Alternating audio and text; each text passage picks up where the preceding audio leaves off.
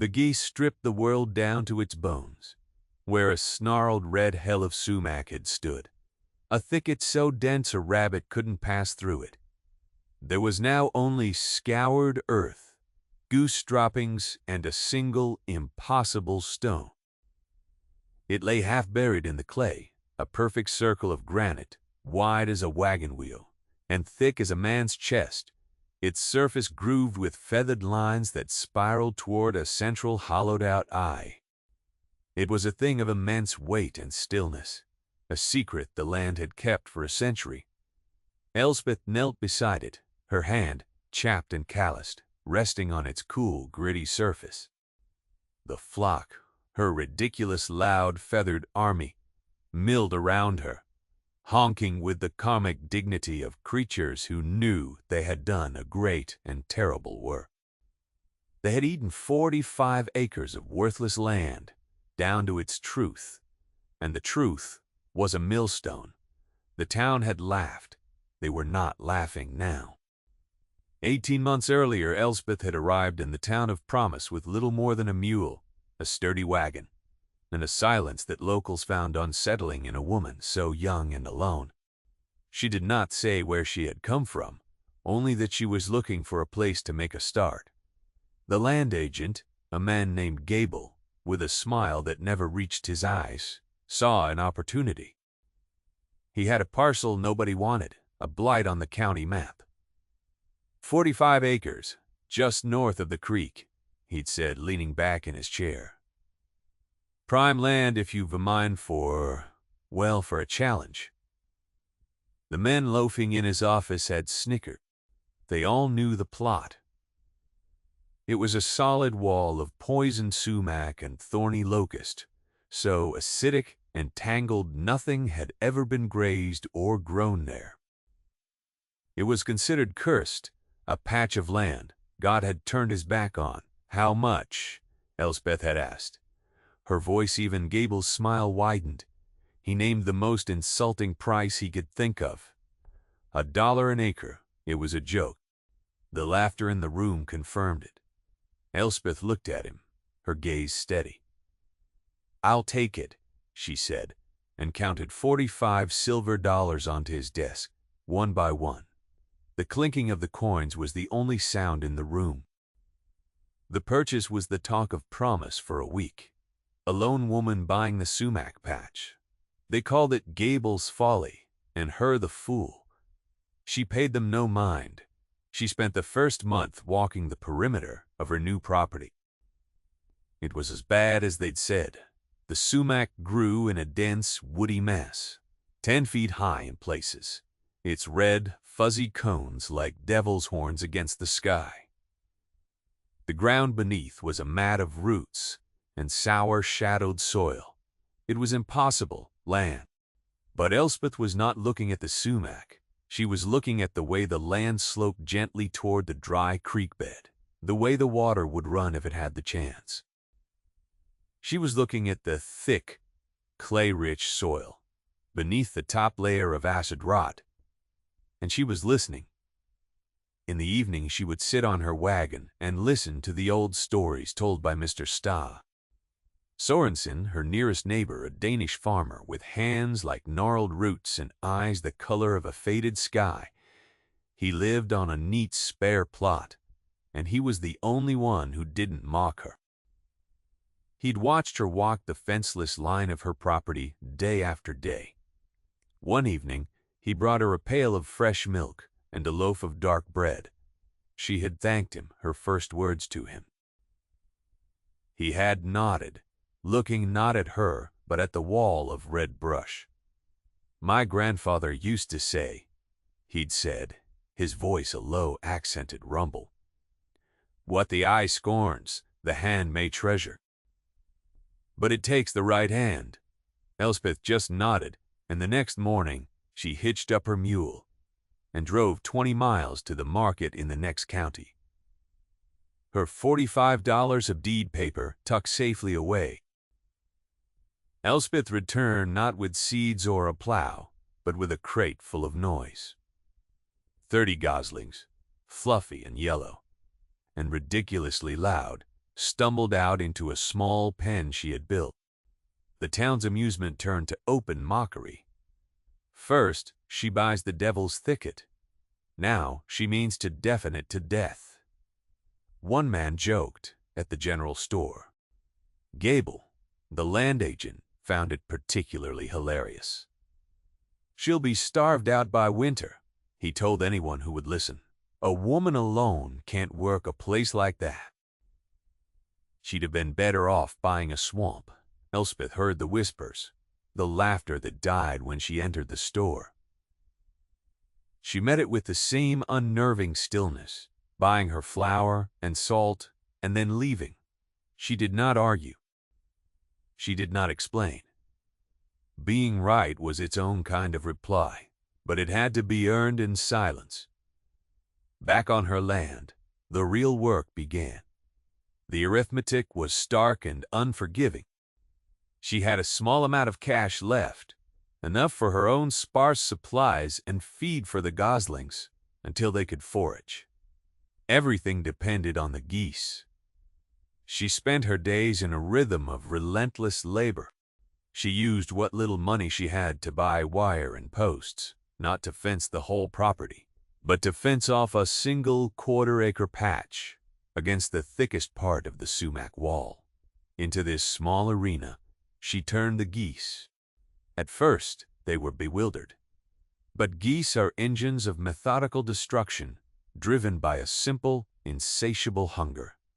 After a day of pecking at the sparse grass, one brave soul attacked a low-hanging sumac leaf. By the end of the week, the entire flock was tearing at the lower branches, stripping them bare. Every morning, Elspeth would move their water trough deeper into the brush, forcing them to push forward. Every evening she would mend the fence and count her flock, her lips moving silently. The sound of their honking became the soundtrack to her life, a constant, chaotic chorus that drowned out the memory of laughter from town. She worked until her hands were raw, her shoulders ached, and her face was permanently smudged with dirt. She rose before the sun and fell into her bedroll in the wagon long after dark, the numbers running through her head. The cost of feed, the price of wire, the number of days until the first snow. It was a race. The geese had to clear enough land for them all to survive on before her money ran out. It was the arithmetic of survival, and the margin for error was zero. Mr. Sorensen would sometimes watch her from his own fields, a distant, still figure. He never offered advice, but one day he left a bundle of old fence posts by her wagon. No words were exchanged. None were needed. The work was the only conversation that mattered. By June, the first quarter-acre was stripped bare. The sumac stalks stood like pale, naked skeletons, their leaves devoured. The ground was a churned-up mess of mud, feathers, and droppings. It looked worse than before, a scarred patch of ruin. But to Elspeth, it was beautiful. It was proof. It had worked. The geese, now growing into awkward, gangly adolescents, were fat and strong. She dismantled the fence and rebuilt it around the next section, enclosing the flock with a fresh wall of green. They fell upon it with a renewed, voracious energy. It was around this time that the boy appeared. His name was Finn, a scrawny child of about 10, with hair the color of straw and a perpetually wary look. He was one of a dozen children from a poor, hard-luck family who lived down the road. He would stand at the edge of the property for hours, watching the strange woman and her feathered army. He was fascinated by the geese. They were loud and pushy and utterly confident, everything he was not. One afternoon, Elspeth was hauling a bucket of water when she saw him standing by the fence. She said nothing, just went about her work. The next day, he was there again. On the third day, he spoke. "What are their names?" he asked, his voice barely a whisper. Elspeth paused, wiping sweat from her brow with the back of her wrist. "They don't have names," she said. There are too many. Finn looked at the chaotic, honking mass. That one's the general, he said, pointing to a big, bossy gander who was chasing another away from the water. And that one's just called Trouble. Elspeth found herself smiling, a strange and rusty feeling. From then on, Finn was a regular presence.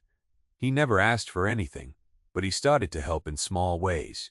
He'd shoo a stray goose back into the enclosure, or help her carry a fence post. In return, Elspeth would share her midday meal of bread and cheese with him. He talked to the geese, giving them all absurdly formal names and titles, creating a whole military hierarchy for the flock. Elspeth listened. The boys' chatter a welcome counterpoint to the birds' clamor. He was the first person in Promise who had looked at her work and not seen madness. He saw a purpose. Meanwhile, the geese were beginning to produce. Elspeth started finding large, chalky white eggs in the rough nests they made. At first, there were only a few a day. She ate them, the rich, heavy yolks a luxury that made her feel wealthy. Then the numbers grew. 5 a day. A dozen. Soon she was collecting 24 eggs every morning. She kept this a secret, like a coal banked low under ash. It was her first harvest, the first return on her $1-an-acre investment. At night, when Finn was gone and the geese were settled, she would sit with her ledger. The arithmetic began to shift. The income from eggs, once a hypothetical, was becoming a real number. She just needed a market where she wasn't known as the fool who bought the sumac patch. August arrived like the open door of a furnace. The sun beat down, baking the fields of Promise to the color of old straw. But inside Elspeth's expanding patch of cleared land, something was happening. The tons of goose manure, tilled into the clay by hundreds of stamping feet, were holding the morning dew. A faint, stubborn green was fuzzing up the ground behind the flock's relentless advance. Clover and tough pasture grasses, their seeds carried in the cheap feed she'd been buying. She had not planted them. The geese had. They were not just clearing the land, they were building it. She was now collecting nearly 50 eggs a day. It was too many to eat, too many to hide. It was time. Leaving Finn to watch the flock, she loaded a large basket of the eggs into her wagon, covered them with a clean cloth, and drove east, away from Promise, to the larger town of Crossroads. She didn't go to the main market. Instead, she walked to the back door of the town's best hotel and asked for the baker. A stout man with flour in his eyebrows named Henry came out, wiping his hands on his apron. He looked skeptically at the basket. "Goose eggs?" he said, his accent French. "Too rich, too heavy." "Not these," Elspeth said quietly. "The geese forage. It makes the yolks paler, the whites lighter." She held one up. It was enormous, heavy, and smooth in her palm. Henri was intrigued, despite himself. He took the egg, cracked it into a bowl. He sniffed it. He dipped a finger in the yolk and tasted it. His eyes widened slightly. "How many do you have?" he asked. 48 today, she replied. "And tomorrow? More." He bought them all. He paid her a price that made her blink. Goose eggs were a specialty item prized by city chefs for custards and cakes, but only if they were of the highest quality. Hers fed on a diet of sumac and supplemented with grain. A new line appeared in Elspeth's ledger: income. The arithmetic was no longer about survival. It was beginning to be about profit. Twice a week, she made the trip to Crossroads, her basket full. Henri became her first believer. He never asked about her farm. He only cared about the eggs. "These are not from a muddy pen," he said one day, holding an egg to the light. There is sun in this yoke. There is green. Elspeth simply nodded. Back in Promise, the town was beginning to notice the change. The wall of sumac was shrinking, eaten away from the inside. A strange, verdant pasture was growing in its place. The sound of the geese had become a permanent part of the landscape. The mockery had faded, replaced by a grudging, puzzled silence. Gable, the land agent, would sometimes slow his horse on the road, staring at the transformation. The joke wasn't funny anymore. It was becoming something else, something he couldn't quite name. Elspeth, for her part, worked on. With the money from the eggs, she bought more geese, swelling her flock to over 100. Finn, her self-appointed second-in-command, was ecstatic. He now had a whole battalion to name. They were a strange, solitary team, a quiet woman, a lonely boy, and an army of honking geese, reclaiming a piece of land everyone else had thrown away. By the third week of September, the geese had cleared nearly half the property. They had worked their way up the gentle slope from the creek bed, and were now tearing into the dense heart of the thicket. The land here was higher, stonier. Elspeth had noticed it on her first walks. One afternoon, she was watching the flock when she saw the General Finn's prize gander pecking furiously at the ground. It wasn't the frantic pecking for roots or grubs. It was a hard, rhythmic tapping. He was striking something that wouldn't give. Curious, Elspeth waded into the flock. She shooed the gander away and knelt. The object was mostly buried, a curve of gray, lichen-spotted rock showing through the dirt. It looked like any other field stone, but there was a texture to it, a carved straightness that didn't belong to nature. She fetched a shovel. The digging was hard. The clay soil was packed tight around the stone. She worked for an hour, the sun hot on her back, the geese milling around her like feathered supervisors. Slowly a shape emerged. It was a circle. A perfect, massive circle. She kept digging, her breath coming in short bursts, a strange excitement building in her chest. She uncovered a groove, then another, cut deep into the stone's face. The groove spiraled out from a central point, like the petals of a bizarre flower. It took her the rest of the day, most of the next, to unearth it completely. Finn helped, scraping away the dirt with a piece of wood, his eyes wide with wonder. When they were done, it lay exposed in the afternoon light, a monument of granite. It was a millstone, a runner's stone from an old grist mill. It was immense, 5 feet across and nearly 2 feet thick, crafted from a single piece of granite that was not native to the area. It must have been hauled here by ox team 100 years ago or more. There must have been a mill on the creek, long since washed away or rotted, to nothing, forgotten by everyone. The sumac had grown over its grave, hiding it from sight. Elspeth ran her hands over its surface. The grooves, called furrows, were still sharp. This stone had ground flour, turned corn into meal, sustained a community. It was a piece of history, a tool of immense power and value. She and Finn just stared at it, the silence between them thick with the weight of the discovery. What the eye scorns, the hand may treasure. Mr. Sorensen's words came back to her. She had come looking for pasture, for a place to live. She had found the heart of a town that no longer existed. That night she did not sleep. The arithmetic in her head was no longer about eggs and fence posts. It was about the weight of stone, the value of history, and the envy of men like Gable. A thing this valuable did not stay secret for long. She had a feeling the easy part of her work was over. The hard part was about to begin. The sky was the first to tell the story. Day after day it remained a vast empty bowl of blue, bleached by a relentless sun. The rains of late autumn never came. The creek that bordered Elspeth's land, usually a healthy trickle even in the dry months, dwindled to a string of muddy pools and then vanished entirely. The wells in Promise began to drop. By November, a quiet panic had set in. The harvest had been thin, the corn stunted on the stalk.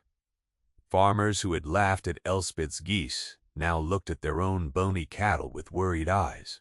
The price of feed skyrocketed. The land, the source of all wealth and security, was turning on them. Elspeth's land, however, was different. The acres the geese had cleared and fertilized now held a hardy, deep-rooted carpet of green. The enriched clay acted like a sponge, holding on to what little moisture the night air provided. Her flock, now nearly 200 strong, had ample forage. They were sleek and healthy, while the town's livestock grew gaunt. The mockery that had defined Elspeth's presence in Promise had long since evaporated. Now, when she drove her wagon into town for supplies, she was met with a new kind of look, a mixture of awe, resentment, and raw, naked envy. They watched the woman who had paid $1 an acre for the sumac patch, the woman whose land was green when theirs was brown, and they whispered. They whispered about her luck, about the unnatural green of her pasture. Hunger changes a town. It makes people suspicious of any good fortune that is not their own. It was Gable who gave the envy a voice. He rode out to her property one afternoon, reining in his horse at the edge of the cleared land. He no longer smiled his thin, condescending smile. His eyes were narrowed, calculating. He wasn't looking at the geese. He was looking at the millstone, which sat like a gray throne in the center of the pasture. News of its discovery had spread through the town like wildfire. "Quite a find," he said, his voice smooth. "A historical pocket like that. It really belongs to the community, don't you think?" Elspeth, who was reinforcing a section of fence, did not stop her work. She just looked at him.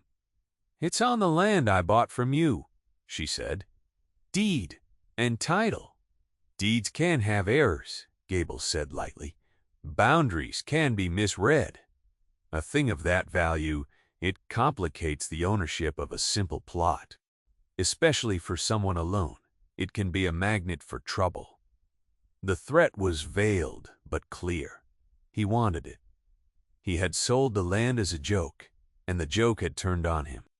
The worthless land held the treasure, and he was sick with the knowledge that he had let it go for $45. Elspeth finished twisting a wire tight, her movements deliberate and calm. "It's my stone," she said, her voice leaving no room for argument. "On my land." Gable's face tightened. "We'll see about that," he muttered, and rode away, the dust rising in a cloud behind him. Elspeth watched him go, a cold knot tightening in her stomach. The drought was a crisis of nature. Gable was a crisis of men. She wasn't sure which was worse. The winter was hard and open, with no snow to cover the frozen, barren fields. The price of flour in Promise doubled, then tripled. Families began to butcher the livestock they could no longer afford to feed. The mood in town grew brittle with hunger and fear. The laughter was a distant memory. Now there was only the grim accounting of survival. It was in this climate of desperation that Elspeth's nearest neighbor, a proud farmer named Thomas, appeared at her fence line one evening. He was a man who had been among the loudest of her mockers, a man who had declared she'd be begging for scraps by Christmas. Now he stood with his hat in his hands, his face gaunt, his pride a tattered cloak around his shoulders. He didn't look at her. He looked at her fat, noisy geese. "My wife, the children." He started, his voice cracking. He couldn't finish. He didn't have to. Elspeth saw the story in his hollowed-out eyes. She went to the nests and filled a basket with 24 eggs. She took a heavy smoked goose from her small larder. She handed them to him over the fence. Thomas stared at the food as if it were a miracle. He tried to offer money, pulling a few pathetic coins from his pocket. Elspeth gently pushed his hand away. "Your children need to eat," she said. "That's payment enough." He left without another word, his shoulders shaking. It was a victory far quieter and more profound than simply being right. It was the moment her farm stopped being just her own and started to belong to the idea of community, even if the community didn't know it yet. A few days later, a wagon from Crossroads pulled up. It was Henry, the baker. He had heard about the drought, and he had come to make a deal. He didn't want just the eggs anymore. He wanted goose fat for his pastries, down feathers for the hotel's pillows, and dressed birds for its restaurant. He offered a contract for her entire output at a price that made Elspeth's head spin. It was a fortune. She could sign the paper, take the money, and be free of promise and its desperate, hungry eyes forever. She could leave Gable and his schemes behind. One person alone. The phrase echoed in her mind. That's what Gable had called her. That's what the town had thought her. She looked from Henri's contract to the brown dead fields of her neighbors, and she thought of Thomas's children eating a full meal for the first time in weeks. She picked up the pen. "I can sell you half my eggs," she told Henry, "and a quarter of the birds. The rest stay here." Henri was stunned. "You are turning down a fortune." "I'm turning down being one person alone," she replied, and signed a modified contract for a much smaller amount. It was no longer about profit or even survival. It was about worth, and a thing's only worth, she was beginning to understand, was what it could do for others. Gable made his move a week later. He arrived not alone, but with the county assessor, a man with a sour face and a ledger of his own. A small crowd of townsfolk followed, drawn by the scent of confrontation. They gathered at the edge of Elspeth's property, their faces a mixture of curiosity and hunger. Gable's voice was loud, performative for the benefit of the audience. "Miss Elspeth," he began with false warmth, "the assessor is here to inspect the unusual find on your property. As the original seller of this public trust land, I have a vested interest." "This isn't public trust land," Elspeth said, her voice steady. She had her copy of the deed in her hand. "It's private property. Paid in full." The assessor cleared his throat. "Ma'am, an object of this historical significance may be subject to a salvage tax, or it may be declared town property if the original survey was in error. Mr. Gable has raised a formal dispute. He made it sound like a procedural matter, cold and certain. But Elspeth knew it was theft dressed in bureaucracy. Gable wanted the stone, and he was using the law as his cudgel. He was counting on her being intimidated. He was counting on her being a woman, alone, who would fold under pressure from men of authority. It was not. The crowd murmured. They were hungry. They were desperate. They saw the stone not as history, but as a lump of wealth that might, if it became town property, be sold to buy grain from another county. They were on Gable's side, not out of malice, but out of need. Elspeth looked at their pinched faces. She looked at Gable's triumphant smirk. She looked at the massive, silent stone in the middle of her pasture. She could fight them. She could hire a lawyer, drag it out. In court, she would probably win. But she would lose the town. She would remain the outsider, the strange woman with the unnatural luck, and the stone would remain a dead weight, a symbol of her solitary victory. She took a deep breath. She did not address Gable or the assessor. She spoke to the crowd.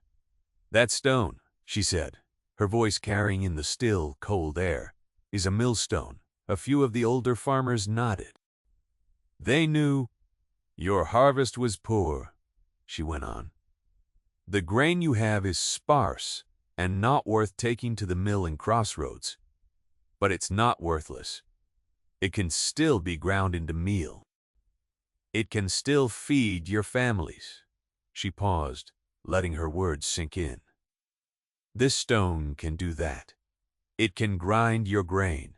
All it needs is a mate and a frame and the power of the creek when the rains return."